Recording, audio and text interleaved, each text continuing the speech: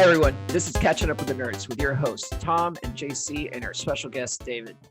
This is a podcast about two dads that are catching up on all the nerdy stuff we missed, sharing how we pass on our nerdy passions to our kids, and deep diving into nerd pop culture to make it more accessible for you. Welcome back, listeners. Hey, guys. How's it going? Good day, mate.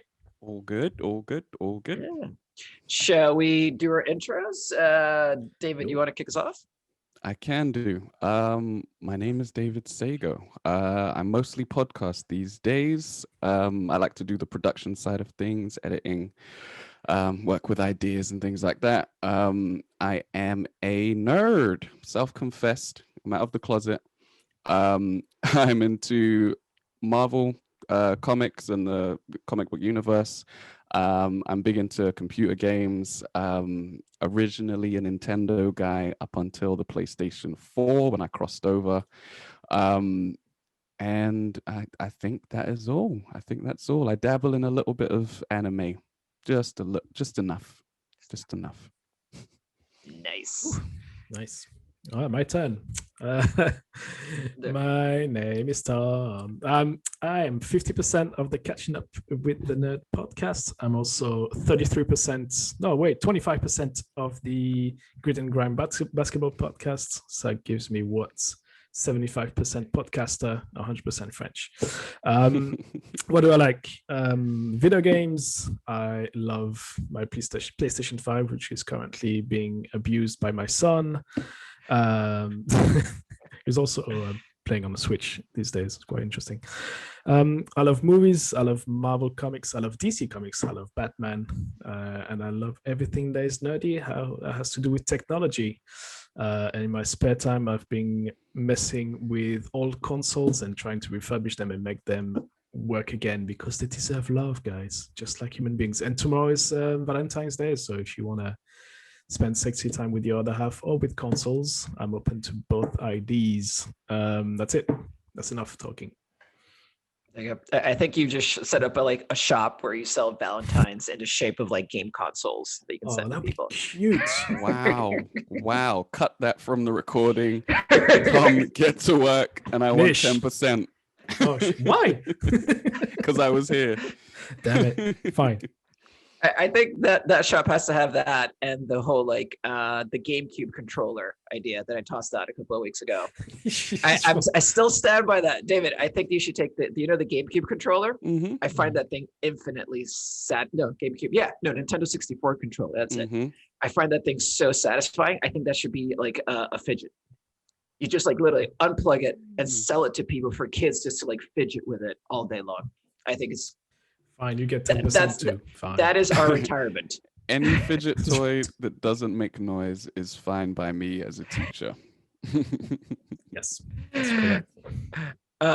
So I am Juan Carlos Garay. I am 50% of the podcast, 100% Latino, and I don't know, 87.7% nerd, I'll say. I have a lovely wife named Fiorella. I have two kids, oldest one named Aiden and youngest one named Arabelle. And I love my graphic novels and comics. I'll read anything that is, funny enough, not Marvel or DC related until recently. And now I've been reading up on my Marvel and DC. I've always been kind of independent or other publisher type comics. And I do love me some nerdy TV, nerdy series, and I dabble in video games slightly and definitely big into anime. So that's we have now assembled people. This is now a three-legged Voltron. And let's cut and rewind that one as well. No. That stays in. That stays in. I shouldn't be the only one who suffers. Not the only one. Yeah, I think they'll knock you down to about 44% nerd after that one. Yep. Totally. And next week, 12. My nerd card will be handed in shortly. Why are we here, JC? Why are we here today? Yeah, why are we talking about this month? We are talking about Black History, people. More specifically, it's Black History Month. It's February, and we decided why not look at the intersection of Black history and nerd culture? Where do those two come together? How has it worked? How has it not worked? And what are some of our recommendations for this month? So if you're going to go check out some media this month, whether it be you're picking up a graphic novel, whether you're checking out a show, whether you're playing a video game, we just want to drop some knowledge on you to say, hey, think about this when you're doing it, because there can be some other properties out there you're not familiar with that you might want to go check out for Black History Month. Cool, right. So now we are moving back, circling back into the next recommendation, which is JC's turn now. What you got? So I'll build a little bit on some of the stuff you guys talked about, in particular the comment about like not having strong Black female leads. This is a comic about a super strong Black female lead. So the comic is actually called Genius, and this is not put out by any major publishing company. It's not a Marvel, it's not an Image, it's not a DC. But I came across it by listening to a podcast. There's a podcast I listen to that has a guy named Mark Bernardin. He's a super talented writer. He is originally from the Bronx. His mom was like Haitian. His dad was African American, and I love everything that he's written, and he's written for shows like Castle Rock, and he's going to write for the upcoming Masters of the Universe cartoon that's coming out. But point being is that he made a comic back in the day, I believe it was like around 2012, with Adam Freeman. He co-wrote it, but got Afua Richardson, which we'll come back to as an artist. Another Black woman that's a really interesting artist that we can come back and talk about in just a minute. But the premise of this, and I won't do it justice unless I actually read it from Wikipedia because it's just so well written. But the premise is, what if the greatest military mind of our generation was born to a people who are already supremely conditioned to wage war, who know nothing but violence from birth and must continually adapt to new predators in order to survive? So basically, it's a 17-year-old in LA, growing up in the inner city, growing up around Compton, like all the areas that have been neglected by our community for so long, right? And she brings together all the LA gangs and starts to wage war on the LAPD. Fascinating, right. Dude. And it's just a 5-issue run, super short, gets to the point immediately. And the way that she starts to wage war on the LAPD is super interesting, because first it shows you kind of her backstory about how she's always been different since she's a kid. Like she sees the kids moving and she sees like these like little arrows of like tactically like what they should do next in the game. She's always thinking strategy since she's a kid, but she feels weird. And there's a really beautiful moment in the comic where she picks up and she either reads a book or hears about searching for Bobby Fischer, the chess genius. And once she understands the Bobby Fischer story, she's like, oh, I get it. Like she herself realizes, I'm a genius. Like I see things differently to other people. She just can't quite put her finger on what that is, right? And she grows up like both her parents get killed by the LAPD. She grows up in neighborhoods that like are basically where gangs, and that's the part I really love that they lean into it. The gangs aren't just like the people causing trouble in the neighborhood. The gangs are actually helping the neighborhood. They're looking out for their community.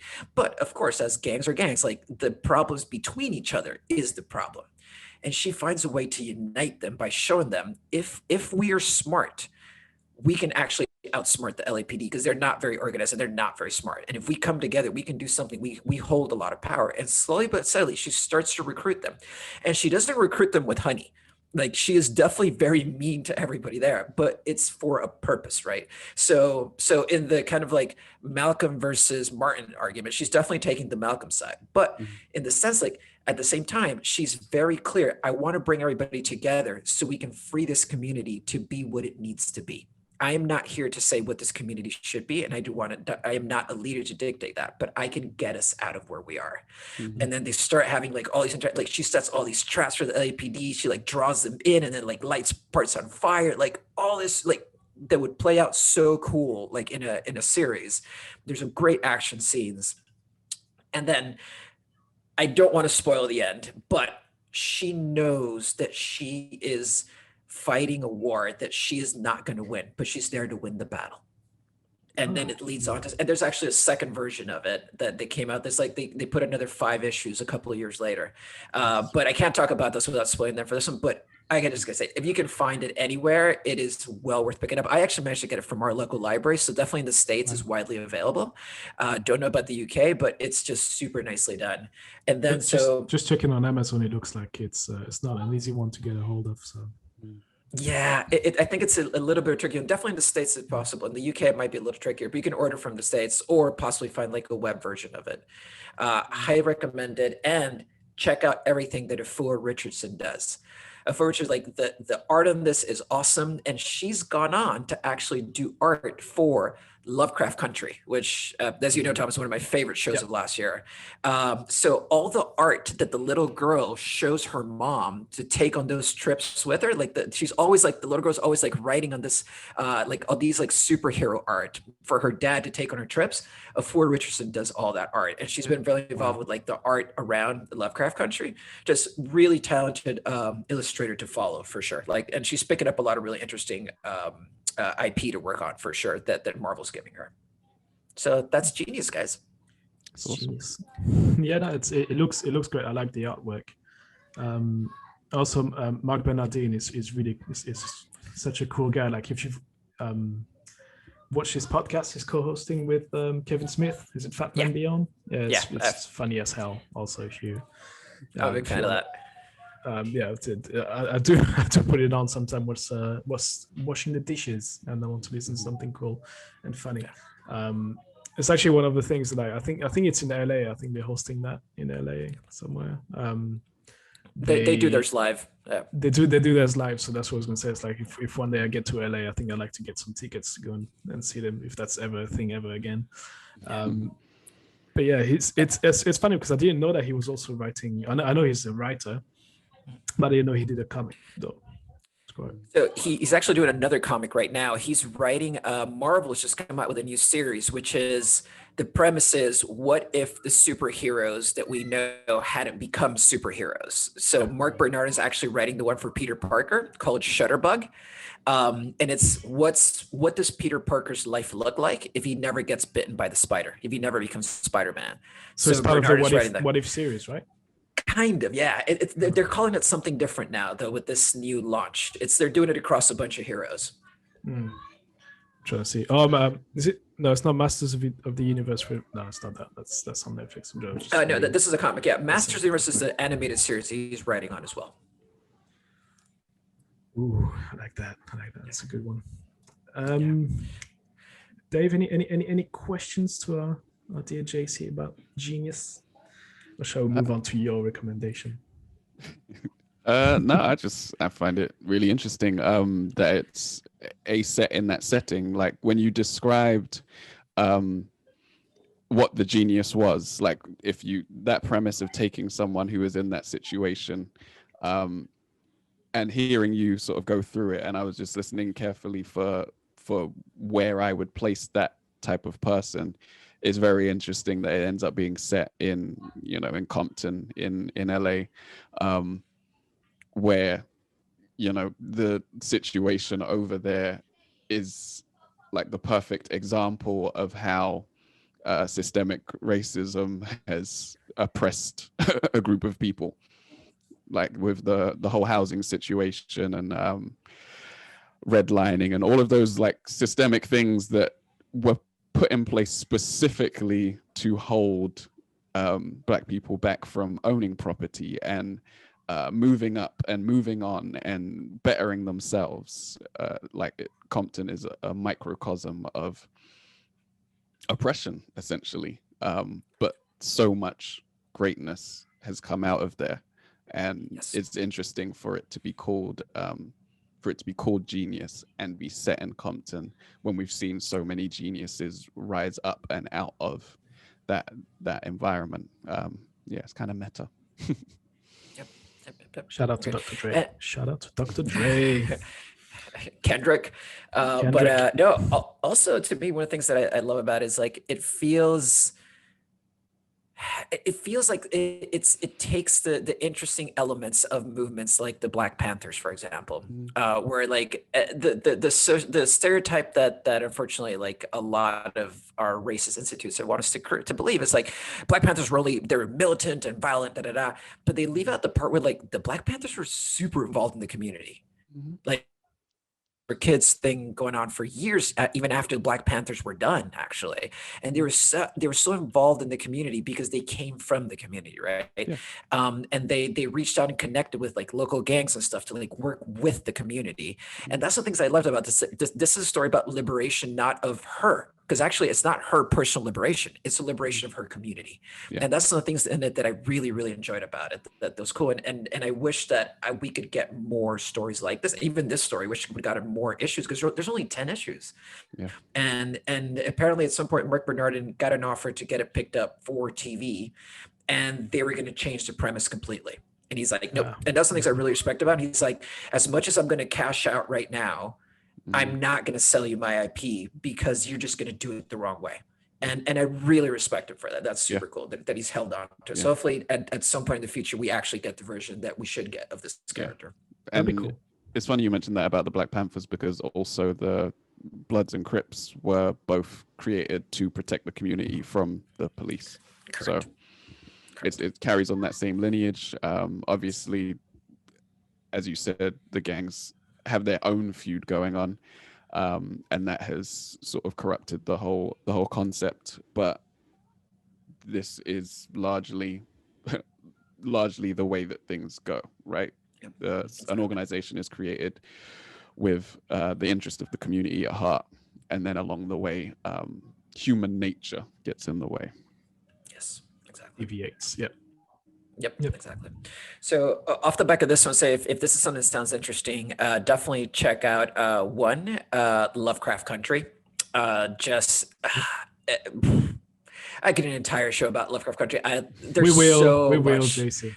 I love that show so much. There's so much to unpack. Like thematically, it's amazing. Like, but it's also entertaining. Anyways, check out Lovecraft Country. And then actually right now in January 21, we just got a graphic novel that's about the Black Panther Party. It actually chronicles the history of the Black Panther Party in graphic novel form. Wow. So I'm actually due to pick it up. It's by David F. Walker. Who, if you check him out, David F. Walker, actually a couple of cool properties he's working on as well. But I'd say check that one out. And also if you're into stuff that Mark Bernardin has done or interested in finding out more about him, funny enough, he was a writer and got a SAG nomination for Castle Rock, if anybody's seen that. I haven't seen the second season, but the first season I actually really loved. And there's like one episode in that season that I still think is like one of the best pieces of TV I've ever seen. I think it's like episode 7 it's the dementia episode, basically. Definitely check it out. Strong Black lead, good writers, and just really fun show actually. And you can finish it in one season and done, because the second season doesn't tie into the first season, is my understanding. Yes, so Castle Rock, it's only available on Hulu's, I think. On the Hulu's, yes. Yeah, on the Hulu's. It's not widely available everywhere in the world. So Can always download. Yeah, and Lovecraft Country is on HBO to check out, and the Black Panther comic should be at your local comic book shop. And go out and support comic book shops, everyone, because we need to keep them alive because they're super fun, and I don't want them to die. Yeah, the one I bought my comic from came and went. Man. Sucks. Oh, it sucks when that happens. Right, moving on now to Dave. You've got another cool film, I think. If that's where you're going with, I'm highly interested. Go on. Yeah, so the next film is an older film. It's called The Brother from Another Planet. Let's go. It came out in 1984, written and directed and edited by John Sayles. It was an indie movie that came out at the time, and it's about an alien that lands on Ellis Island, funnily enough, and the alien is black. The alien's played by Joe Morton, who you probably know as the black dude in Terminator 2. He also pops up in Speed and a number of other films. He's the guy that created Skynet. Yeah. There you go, another black inventor. Um, and yeah, so he plays the alien who finds his way to Harlem and ends up in a bar for the first part of the movie. It's a black-owned bar with black bartenders, and he spends some time there. Hilarity ensues in various different ways, but what I like about the film is it sort of plays on the way society is, because obviously this is a black man who will be treated like a black man in America at the time. They don't know he's an alien, but obviously he knows he's not meant to be there, and it's just funny seeing the interactions that he has with other people. For example, he I think 3 white men come and sit down next to him, and one of them's like, you know, give me 5, and puts his hand out, and he doesn't have any idea what to do, because obviously he knows nothing of the way that society works over here. But this white guy is trying to relate to a black man by being cool around him, quote unquote cool. Obviously, as always, an alien can't land without someone trying to track down the alien. So there are 2 white guys dressed in all black who come into the bar after Joe Morton's character has left, and they say, we're looking for this man. And, you know, they put up a picture of him. And obviously, the black bartenders, seeing 2 white men looking for a black man who was just in their bar in the 80s, are like, nah, we haven't seen him. Sorry. You're going to have to ask somewhere else. Right? They play their part perfectly. The 2 gentlemen, knowing that they're aliens looking for an alien, are like, how can we spin this to make it seem more realistic, more grounded in their society? They're like, oh, well, we work for immigration, as if that would set everyone at ease, when obviously you're in a black bar talking about being from immigration. They're just like, yeah, no, we're not gonna help you in any way. I think they end up asking one of the other punters in the bar for his green card to try and fit in, and he's just like, what kind of question is that? Like, he's born and raised in Harlem, so he's like, why would I ever have a green card? Like, he acts like he barely knows what one is. And yeah, it just sort of plays on those societal, the way society works, and black-white relations and stuff like that. But then obviously he's an alien, so it just sends things down a completely different path more often than not.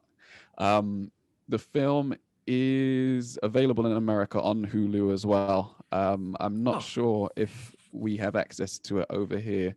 Doesn't look like it now.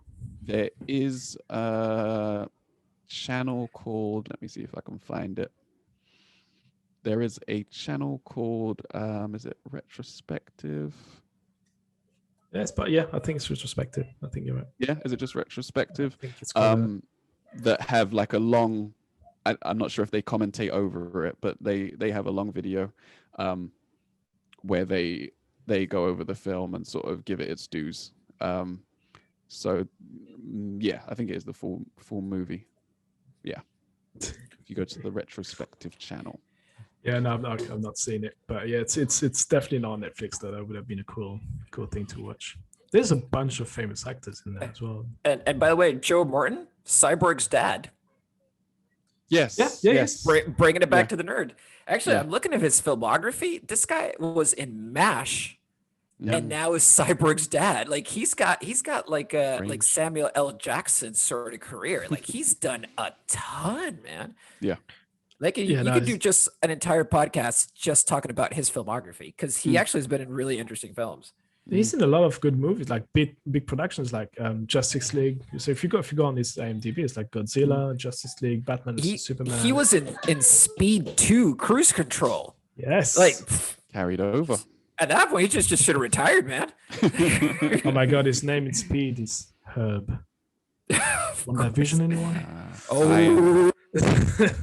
So Herb is Cyborg's dad in WandaVision. Gosh, does that make Speed 2 canon with the MCU? Of course it is. Yeah. Automatically. Been there. Boom. Oh my God, Keanu Reeves. Who made the boat go too fast? Must have been Wanda. It's all Wanda.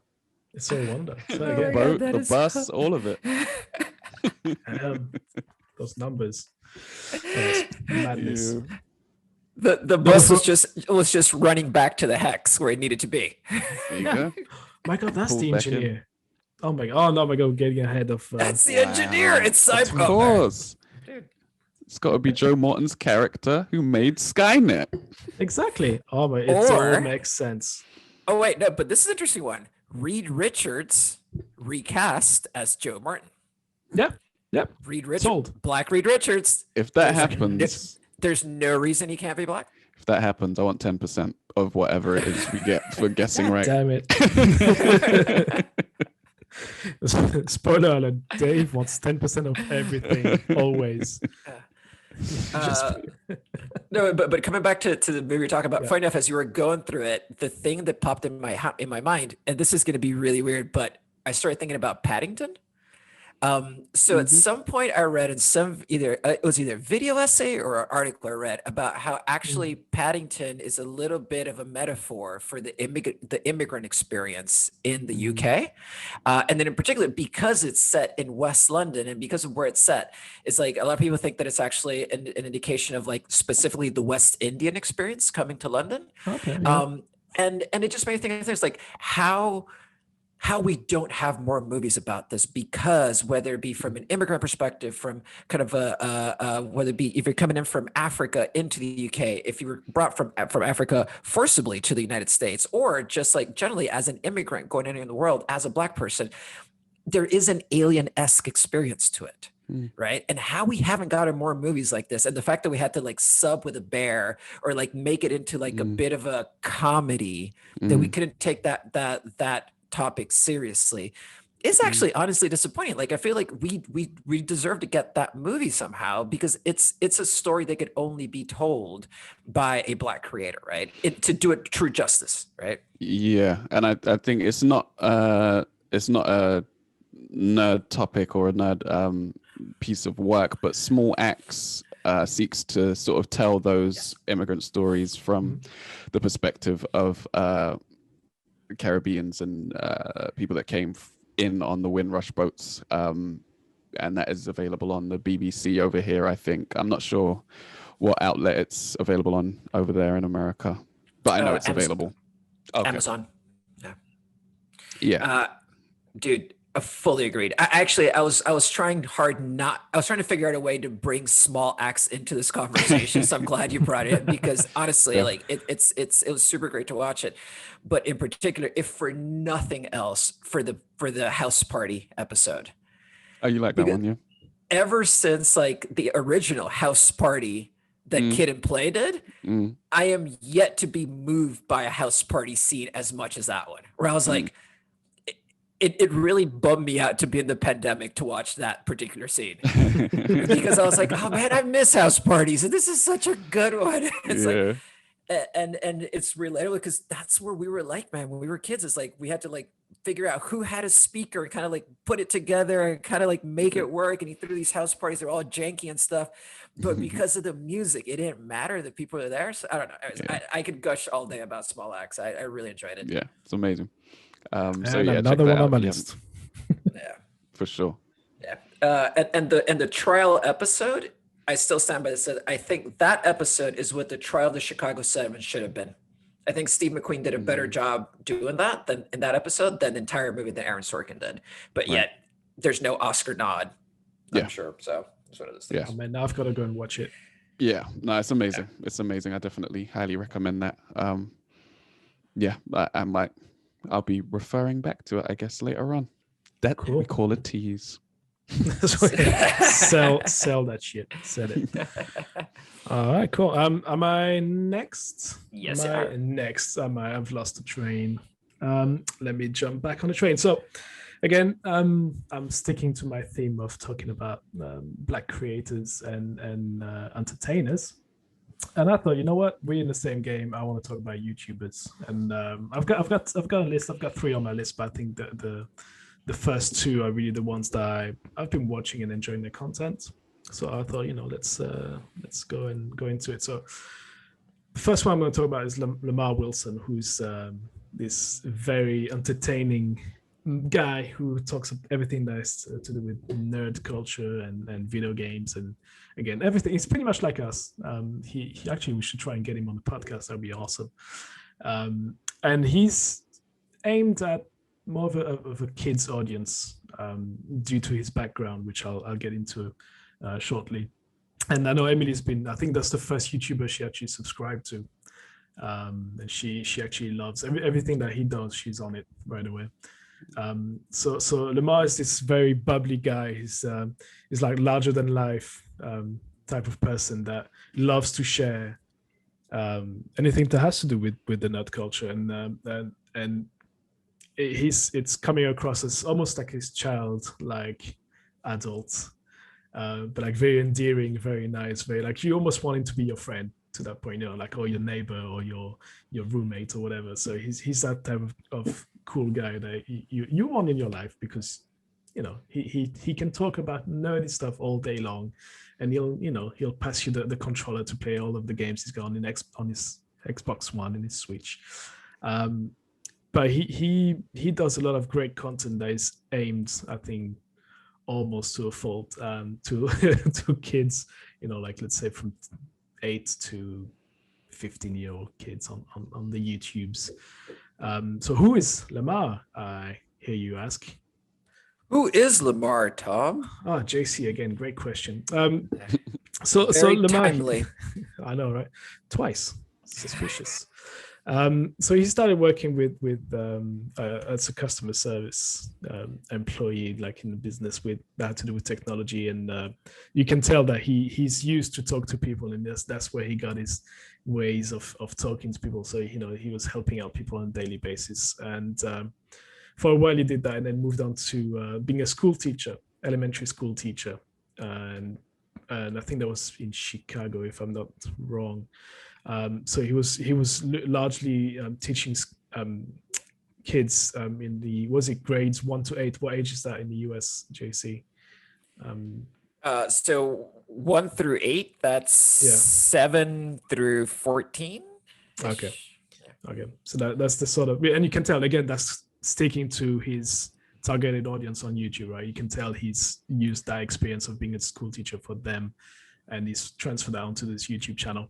And I think there's this video where he explained his background, and he's part of his job was teaching. I think he moved around different topics as a teacher, but then he thought one day he was like, oh, I need to make my kids, I need to get them interested in a lot of different topics. So why don't I make videos about the topic? And then he turned also the hobby of making videos for school, and he said, oh, you know what, I'm actually know how to edit stuff. I know how to tell a story about whatever topic I'm talking about. I'm going to show my students also how to edit, how to tell stories. And he also managed to get a bunch of equipment for inner city schools and inner city kids. So he managed to get, through his connections of working in customer services and working in businesses before that, he got, I think, one business in particular to buy a bunch of laptops and PCs for the school and get the kids to edit on those machines. So he's got this whole background of helping out people and helping out kids and getting them to be interested in technology and interested in storytelling and interested in being creative overall.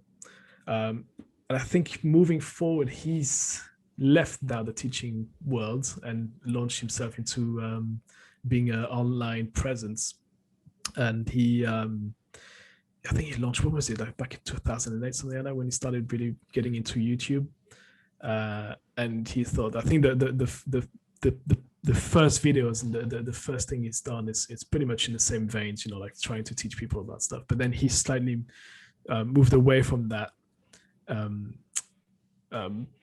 teaching values. He's now going into straight into being an entertainer and being a movie reviewer and like going into all these premieres.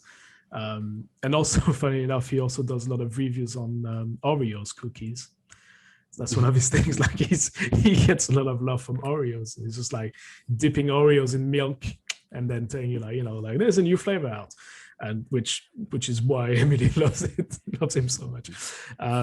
But I mean, he does a lot of stuff now everywhere online. And I think it's quite, he deserves, there's a bit of, obviously being online, there's a lot of people saying, it's a man-child and, his content is a bit light. But for the audience he's aiming for, it's great content. It's always kids-friendly. It's always super energetic. It's always super positive. Only very rarely would he do something that is not slagging, but being a bit negative. I think with the multiple killings we had last year, he actually came out on his channel, which was a bit of out of character, if you will, but that was bigger than him. So he actually did a couple of videos on like saying like, look, this is who I am, and I'm well aware, but and then he talked about it, which I thought was like great. It's great. Yep. But yeah, I actually love watching this guy, and he deserves to be even bigger than he is. He can be very light content, something you can have in the background, and but he can be also very informative. I think that's great when you can have both. So Lamar Wilson, if you are looking for somebody who's got knowledge and is really cool and down to earth, yeah, go and check him out. Second one, I think, moving on from Lamar, it's completely different style. And it's somebody who's a massive YouTube channel. But again, it doesn't matter. We just need to get more people. Us tiny channel. Let's talk about him. MKBHD, but his real name is Marcus Brownlee, who's a 27-year-old dude. Who's got 13.5 million subscribers. I think 13.6 at the moment. And his story, I love his story because he's straight out of college, graduates, and he graduated in marketing and IT, I think, or something like that. Super bright guy, like super smart, like extremely well spoken, and the production values of his videos are just absolutely like amazing. Like that's really next level. Like it's TV, well, even better than TV quality broadcast. You can tell there's a difference between YouTubers and the real world of TV produced shows. But like his stuff is up there. It's absolutely amazing in terms of production values. So his story is quite cool because he graduated from college, and he went straight into, I want to be a YouTuber, and I'm going to create my own business, and I'm going to do my own thing. Good on him, man. Nice. And he's done that so well that he's actually constantly invited by Apple. I think he knew Steve Jobs at some point, but I think he started launching when Steve Jobs passed away. I can't remember what year that was. Was it 2016, 2017? Yeah. It was around when Bowie died, I'm fairly sure. So it must have been around there. 2017, I think. Ish. Took 16, 17, yeah. So it was, around that time. So he got into all the covering of Apple events, and so he's like the guy that would go in the backstage and talk to Steve Jobs and talk to influencers. I don't like the word influencers really, but I guess that's where he's also himself. He does a lot of very high-end tech reviews, and the most famous one is the end-of-year reviews, which he does for mobile phones or cell phones for you guys. The Smartphone Awards, which gets a ridiculous amount of views on YouTube. To the point that even my wife, Ellie, she picked her phone because of his recommendations. So she was like, I'll get that. Really good. And again, everything, what I really like about him is that you can watch a video which would be a recommendation or a review, and it would be highly, like he would go into depth with a bunch of technical terms, but yet it's highly accessible to anyone who doesn't know what a RAM is, or what memory is, or bezels is, he will use all those terms, but he will still explain on every single video what that means and what it is and why it matters and why you shouldn't worry about other things. So he's really great for trying to buy the right piece of equipment for whatever your need is. And what I also like is his take on video games, because when he talks video games, he never actually talks about the games. He talks about the technology behind the gaming industry and the consoles and what's being used within those. So I think it's quite a different take.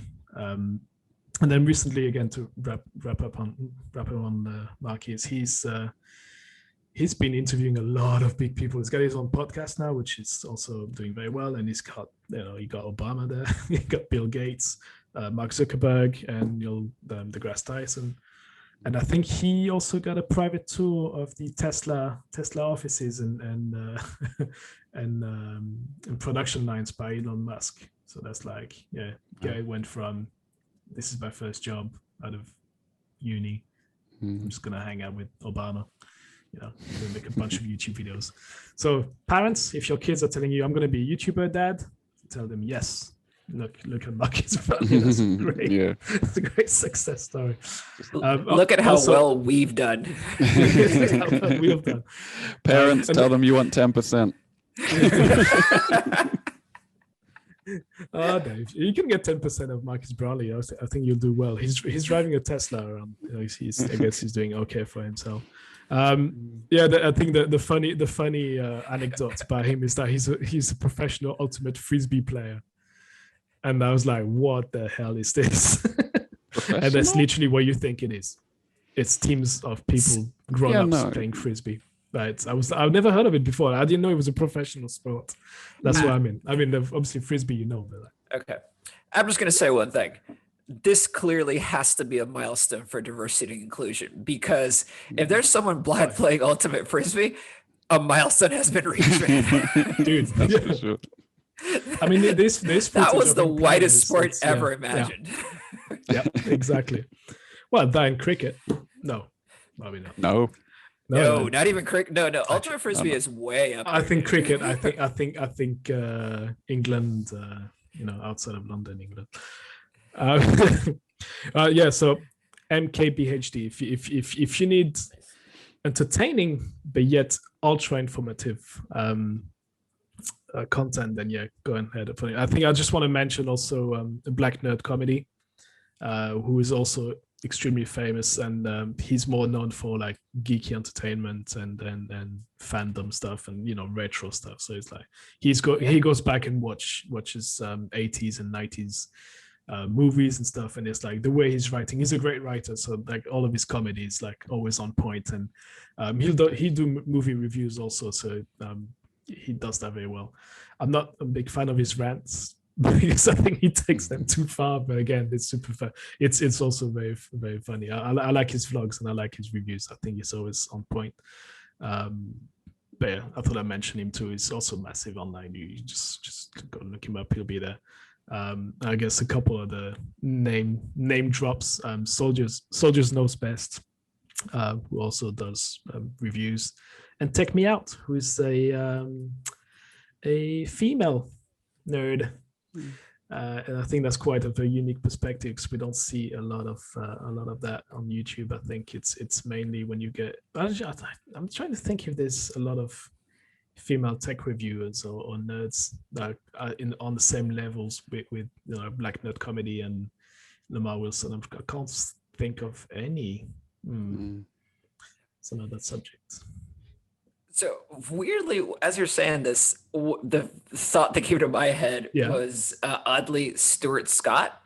You guys remember Stuart Scott? From Sports Center. Yeah. Oh, shit. Yeah. Yep. Yeah, who started to lose his sight, didn't he? Yeah, exactly. Yeah. ESPN Sports Center, and it's one of those things. Like as we look forward to kind of like a world where it feels more diverse in opinion and ideas and so forth, right? And that's the diversity. The reason for diversity is because everybody should have a fair shot, but also because it actually makes the work better, right? You get better work from diversity, right? But this is a good example of like, we also need the people reviewing the work to be diverse, right? Yeah. And that's what I thought of Stuart Scott, where it's like obviously Black athletes had been prominent in the 80s and 90s. Well, I mean, for a while in professional sports, but really having a sportscaster that could then replay back to you that was also black was actually a huge moment, having Stuart Scott on SportsCenter and ESPN, right? Because it shows that it could be done from multiple angles. So that one thing wasn't just like, it wasn't just the athlete. To your point, it's like the owners have to be black, the athlete could be black, the sportscaster could be black, right? The referee could be like we have to look at it as like, at every angle of the things we consume, there's a potential for diversity to increase, to tell a better story. And honestly, Stuart Scott is still my favorite sportscaster of all time. He just made it way the fuck more fun than the other guys. Yeah. Like him, and there was that other dude that was always super excitable, the fat dude, I forget what it's called. Yeah, forgot. But point being is that it made me think of that there is a need to also, from a review perspective, to have diversity. And I hadn't thought about that in a while, actually. Oh, Chris Berman. That's the chunky guy I was talking about. Chunky guy. Oh, he's so nice. No, it's true though. It's a good point that you need diversity in all aspects of I would say professional world, but all aspects, period. Yeah, and it's to point out specific things like one of the things that I liked about when you guys reviewed the first couple of episodes of WandaVision was I can't remember if it was Tom's point or yours, JC, where when I've forgotten her character's name, when Geraldine says I'm not supposed to be here in a 60s sitcom in episode 2 of WandaVision, one of you guys pointed out that she might be saying that because she's a black person in a 60s sitcom, and that is the kind of thing that normally only black people would be able to point out and notice, right? Like exactly. No one else. No, there wouldn't normally be someone in the room that would notice that line from a black perspect. And I think I remember saying that because I remember turning to Ellie when we watched it in the show, and I was like, I went, oh, I think there's like a double meaning to that one because it's with Marvel a triple meaning with that one because it's my memories of those black and white sitcoms was like, it's all not so white. Much black and white, it's all white. So it's like it jumped to me and I was like, huh, okay, that's right. But yeah, no, you're right. Yeah. Right, moving on to back to JC, right? You've got another. What have you got? You've got another comic? Yes. So this is both a graphic novel and a full-on novel. So it's by Octavia Butler. If you at all follow kind of the Afrofuturism movement, she's a very big character, or sort of big personality within that movement. To best explain it, I think it's best to tell what the novel's about because it'll give you an idea of what Afrofuturism's about. But in this case, before you start, we're doing an episode on Afrofuturism soon, right? So I think we could. That's the plan. But I think we'll go into more depth into what that is, what that culture, what the movement is about. Correct. I think in the later episode. But yeah, carry on. Absolutely. No, I fully agree. We're going to dedicate a lot more time to it because there's so much to talk about it. I think you deserve it. Yeah. But in this case, it's the story of Dana. So Dana is a woman, a black woman in the 1970s. I think it's like 1974 or 76. And before I say what her story's about, I'll tell you kind of why Octavia Butler came up with this. So Octavia Butler wrote this book in about 78 or 79. And it was right after the United States kind of bicentennial. So it's like 1976 was the year, like the US was officially 200 years and whatnot, right? And she was sitting with a group of students, and they were talking about kind of history of slavery and racism in the United States. And one of the students kind of began to say like, but why didn't people, like, how come slaves didn't rise up? How come slaves didn't do this? How come there were house slaves that were perfectly happy to be house slaves? Like how come they buckled and didn't fight against this oppressive system? And she realized that there's an element of the Uncle Tom narrative that is somehow misunderstood. It was kind of her view, and that's why she wrote this novel.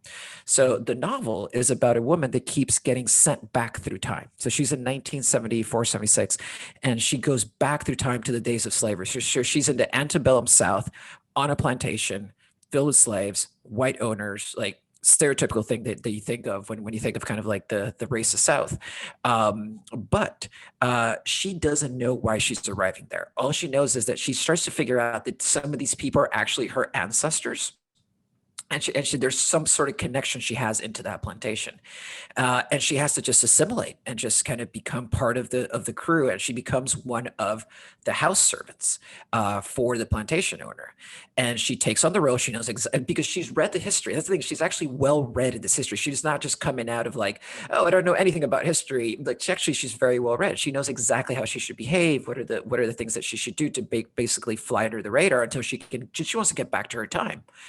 Eventually she does, but she only comes back for a few minutes and then goes back out again and spends some more time. And she'll end up spending like weeks or months on end there, and then just flash back to the present. And one of the things I love about the book is that they don't get hung up on the time travel. The time travel is a means to tell a story, but it is not the story, which is really, really interesting to me. And I think that's what, to a certain degree, the Afrofuturism movement is somewhat about, right? It's about using sci-fi to tell a story that's just a story that needs to be told. It's not the story about the sci-fi itself. So there's no, oh, if you do something going back in time, you might change the future. That's not taken into consideration, right? No, they don't get into the whole like Marty McFly endgame sort of scenarios of like, does this have an impact? Am I going to have a paradox? She's like, I need to survive. That's what, and then that's where it ties back to that moment that Octavia Butler has with those students, where she starts to show about the relationship had between some of the servants that were considered higher up in the caste, the relationship they have to the plantation owner, and about it's almost like a symbiotic relationship, but the servant is never given true agency. Like they're never really, they can never take their own decisions, but the plantation owner is just as dependent on them as they are on the plantation owner, only that one can exit the relationship and the other one never can. Right. And it begins to show you that about how like people are just trying to survive and had to do anything they could to survive, to just make sure that their family lineage would move on. Right. And the plantation owner ends up falling in love with one of the slaves, but has like, and this is just a warning for the book itself. If you're all triggered by abuse, it has some tough moments to read in the book. But the plantation owner falls in love with one of the slaves, but has an abusive relationship with her. The woman keeps coming back and trying to both protect the woman that's being abused, but for some reason also she keeps trying to like guide the plantation owner, like develop a relationship with him. And ultimately the book is a little bit of a bummer, because what it shows is like she keeps going back. And at one point she actually goes back. So the woman in the 70s is actually married to a white man. She actually goes back with her husband by accident. And the husband has to assume the role of a slave owner, and she's his slave. And that's the only way they can survive. So it just shows that the institutions were so powerful that even a person with knowledge of what they were and how to dismantle them could not make a difference, because they're just so all encompassing, and they had you cornered from every angle. So that ultimately is what the book is about. Really great read, super easy to read, but at the same time, like really stays with you. And they put it out in graphic novel form. I haven't read the graphic novel form, but I'm keen to kind of pick that up to see how they visualize it. It's just one of those, like, I feel now like a classical work of writing that a lot of people should read. I might pick that one up because it's very much in what we're witnessing, especially for you guys in the US. I mean, with your former president, and there's always been that discussion, or that the discussion around going back to Germany in the 30s and 40s and saying, oh, how can that happen? And it's the same with your former presidents. The same thing is that how is this happening now? And it's I always find that topic very interesting, in sort of the group mentality that can be easily manipulated, if you will, into the darkest things that the human race can offer. If if I can say it that way, it's quite interesting. So I'm actually very likely to go and buy that. I'll try and see if I can get my hands on it, because that's a very interesting subject. How do we get to that place? How do we get to that? And how can we change it? How could no one prevent this to happen, from happening? And it's a very powerful subject, something that's quite deep to try and analyze and understand. So yeah, that's definitely going on my list there. But yeah, I don't know. It's a bit of a bummer in terms of and it's always interesting to revisit stories like that, because we going back with modern perspectives on an age-old story of slavery and specific slavery stories. We do always think like, how could this happen, or how could you not, or how could they have had this massive thing like slavery and not been able to escape, or if I was then I would have done X, Y, and Z. And it goes to show that it was as difficult as it sounds and as difficult as it feels to watch and read about and learn about those kinds of stories. It reminds me of Watchmen. I just finished Watchmen not long ago. And that's another great story. But I remember when it came out, I didn't, as I said, I only just finished it recently. I didn't watch it when it first came out, but I remember all of the, not outrage, but all of the sort of confusion around the first episode where they mentioned the Tulsa Riots. And just to summarize it all, basically there was an area in Tulsa where the Black community had made a community for themselves. All the businesses were Black owned and thriving, and it was just a nice burgeoning neighborhood essentially. And racists came through and bombed the whole area. They just carpet bombed the whole place and killed and ended a bunch of Black families just because, right? Yeah. And again, it evokes those same questions. How could this be? How could that happen? And at the time when it was put into the show, it exposed the fact that these things have happened and they're just never spoken about again. Like so many people didn't know it had ever happened, and upon watching it were like, oh, surely that was fake. And then you go and look it up and actually no, that was something that happened. And it's just never, the story's never been retold anywhere. And that's the thing with Watchmen, that I once again, I'm also a big fan of that show for two reasons, but one of them to talk about here is in that show, it shows you once again how the systems come together, because you look at the ambitions of the white supremacists in that show, and they're not ambitions like, let's go kill one person. It's no, how can we have power that is ubiquitous over everything? Their aspiration to control is at a different level, so that any individual could never do anything about it specifically, right? It would take, once again, looking back to like elevating your community, it's like it would take literally entire communities to fight against this, and that's the power they're seeking, right? It's a tale of abuse of power ultimately, that you get in Watchmen. And I fully agree. And it takes a superhero like genre and a bunch of tropes to tell that story, and I'm like, great, it's making it super entertaining and fun for us, but at the same time it's landing a clear message that needs to be said. So fully agree, man. That's a good connection actually. Okay. I think, like I said before, we'll go back and explore a bit more on the Afrofuturism theme. I think it's also very interesting. That's part of it. It's a podcast in on it. We need to spend the time on that. Yep. And if the book is interesting, check out anything by Octavia Butler. She has another book called Dawn that's also very, very famous. And check out anything by N.K. Jemisin. Right now, I'm currently reading her Broken Earth trilogy. Same also. In the case of N.K. Jemisin, she leans much more into the sci-fi element, but still tells stories that are incredibly important. So the Broken Earth trilogy starts off with the fifth season, and I'd highly recommend everybody to pick that up. That's super good. By the way, one last question about this: is it just a one book, or is it a series of books?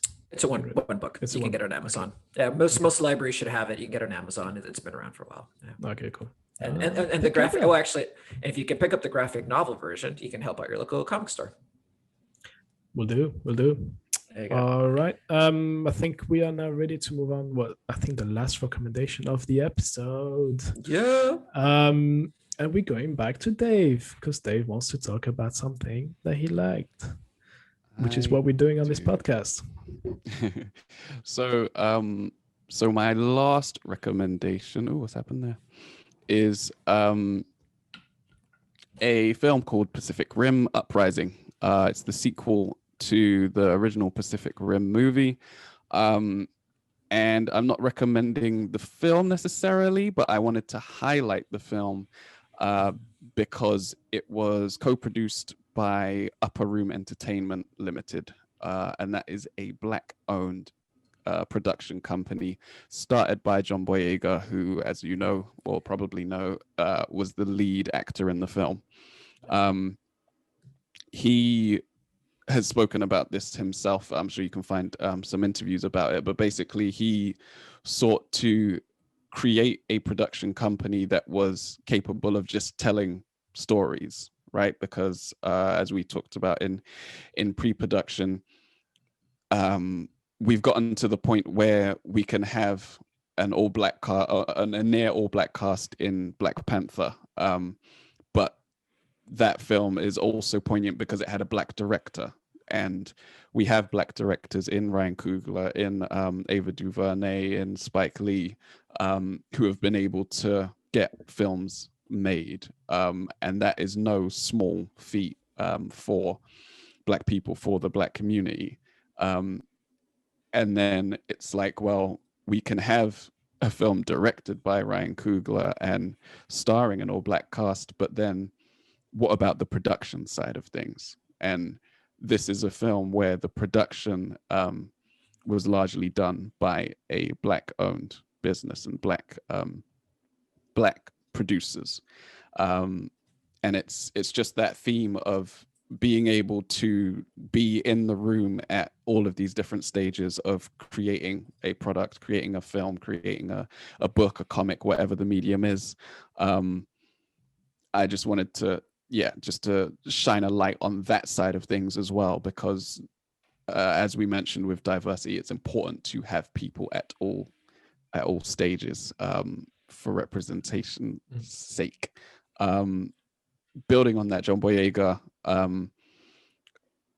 he learned to act. He was trained to act at the Identity School of Acting in Hackney, which was founded by Femi Oguns, and that studio was actually formed in order to bring through a bunch of diverse actors, and the way that they teach them to act there is actually very different to how you would normally be taught.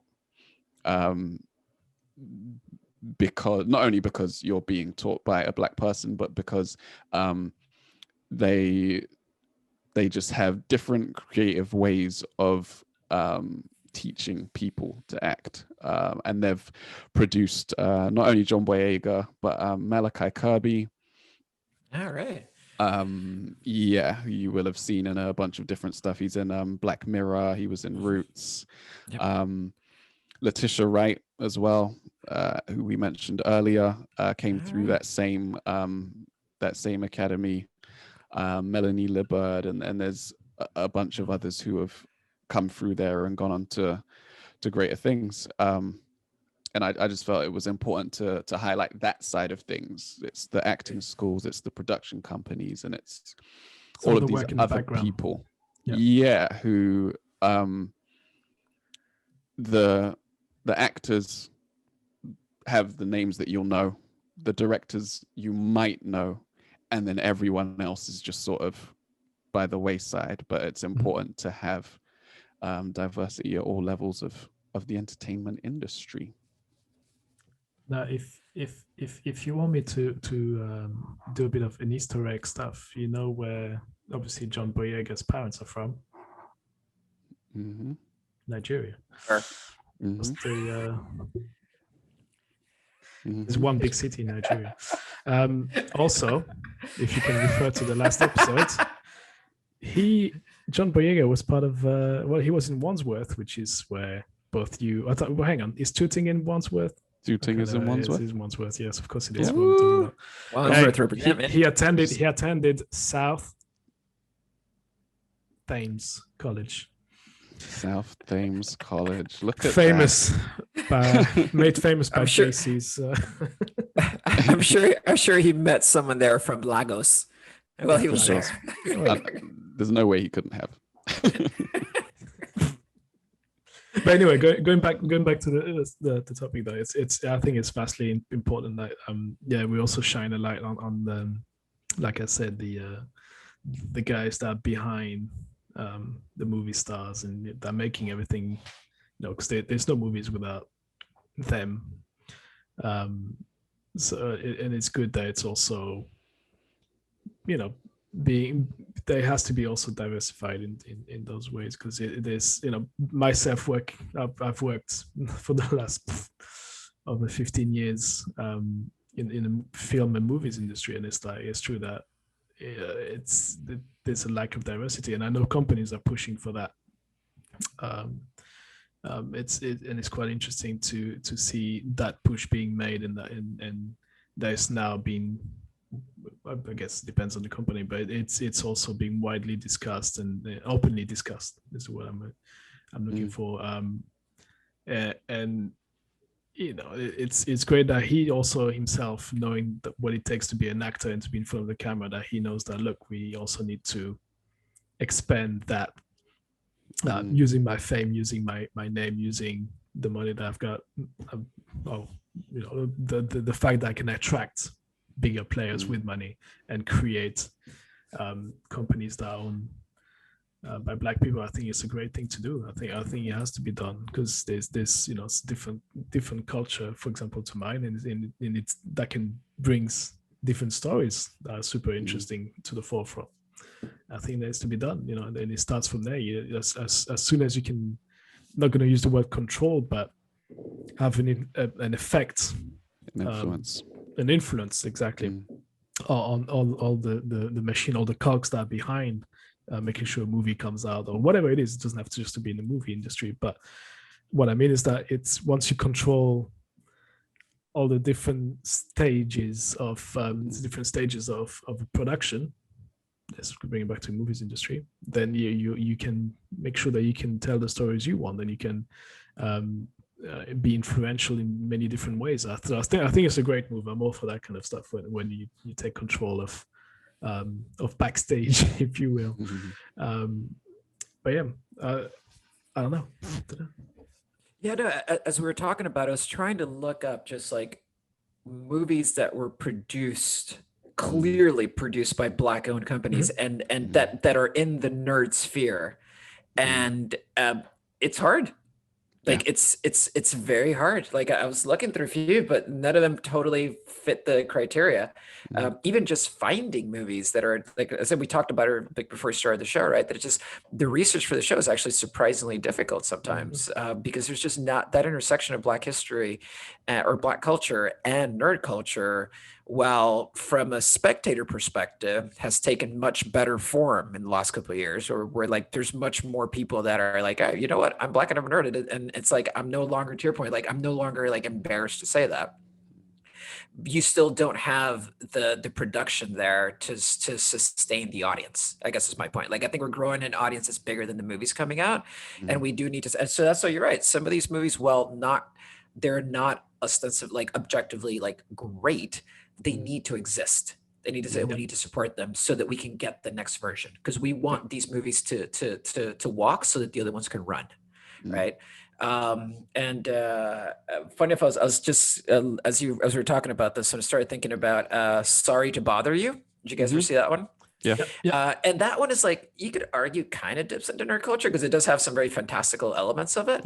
And that's directed by Boots Riley. It was, again, Black director, Black writer, but I looked at the producing team and it's mainly white. Forrest Whitaker's in there, which is awesome. Then the rest of the team is primarily white, and probably, I forgot to actually put in this list, but one of my favorite things that I saw earlier in the year from a potential perspective is a movie called Fast Color. If you guys get a chance to check it out on Amazon, check it out. It's a movie, once again, strong female Black lead. And it's, in this case, it's somewhat like, it's kind of like a mutant story, where there's a set of women that have from generation to generation passed on a power to each other. and the lineage is only through women, and it's an ability to almost like manipulate things with their hands, but they make it like into these colors. And the interesting is that as you watch the movie, you're trying to figure out like what that power actually entails. Like, what does it allow them to do to protect themselves? 'Cause obviously there's danger involved and they have to protect themselves and stuff like that. But there's a lot of mysticism around the power and about how it gets passed on from one generation to other. And it just tells a really nice kind of like story of heritage, right? Point being is that the movie itself is good, but it's certainly not great. But the idea is strong enough that could be produced as something more. They're going to come out with a series for it. But once again, when I checked out the director, it's a white director. So I'm curious to see once they start writing for the series, for the show, who are the actual writers on the show and who's producing. Because we were talking about Watchmen earlier, and if I'd have to just tie it back to Mark Bernardin, I heard him talking on a podcast once, well, actually on the Fat Man Beyond podcast about Damon Lindelof. He's like, look, we got one of the greatest piece of Black media this year in Watchmen, and it was created by a white guy. Let's be honest. And he's like, and he's like, I actually know Lindelof, and I'll give him a pass on this because I know he did what you're supposed to do as a writer. He's like, he compared himself. He's like, if I ever have to write for an Asian audience, I would surround myself with Asian writers in a writer room. I would surround myself with people that know the story so I can help craft a story based on their knowledge and my storytelling ability based on their experience, right? And you try to combine those two as much as you can. He's like, and that's what Lindelof did. He didn't come out knowing like, I know this experience. I need to surround myself with people that have that experience. And that to me is like a big difference, right? And to your point, it's like, that's when you have Black producers, you're surrounding yourself with the people that know the experience, even though they're not the actors or the directors. It makes a big difference. Yeah. It's really important. Yeah, because you're talking about a culture, you know, and that's what I'm trying to teach. Like, for example, my kids about, you know, it's like, oh, well, look, is a Black guy doing this and that. I'm like, yeah, it doesn't really matter. Like, you know, it's not about skin color. It's about cultures. We're all different cultures. Skin color we don't give a shit. You know, we all have 2 arms, 2 legs.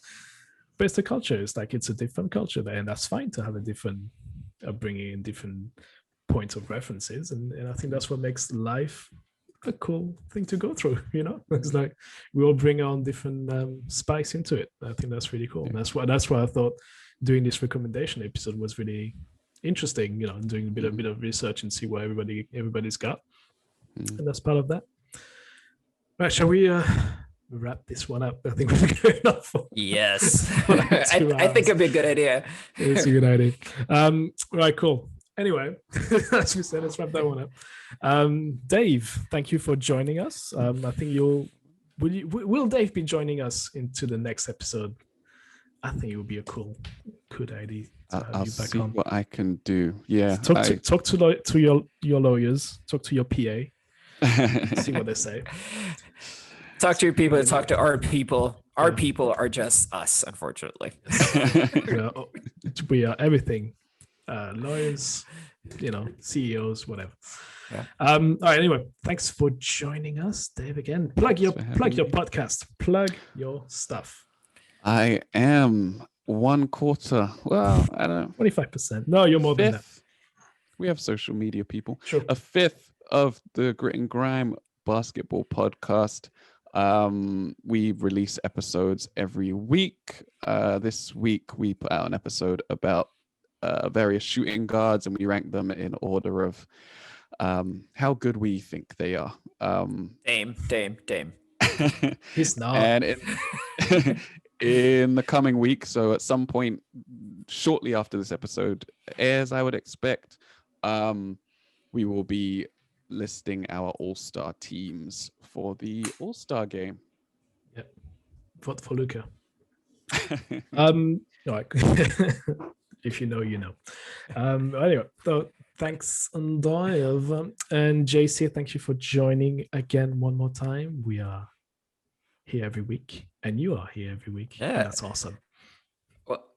Well, and thank you to everyone following us on Instagram. What is it? We're up to like 600 followers? 606 now. I just checked. It's going up and up and up.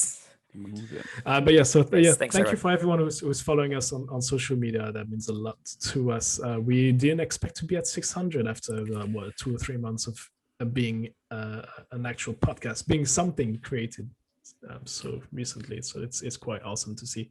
We're looking into getting those Twitter numbers up, but that's another ball game altogether. Anyway, we'll reconvene again soon to talk about WandaVision. If you're not listening to our WandaVision recap, they're all fun. Episode 5 was very fun. There's a lot of Easter eggs in there that we've dropped into this episode as well. We'll be back for more Black History Month content, I think very soon, hopefully. And for that, we'll see you all in the next episode. And thank you for listening again. Wakanda forever. Goodbye. Had to drop it.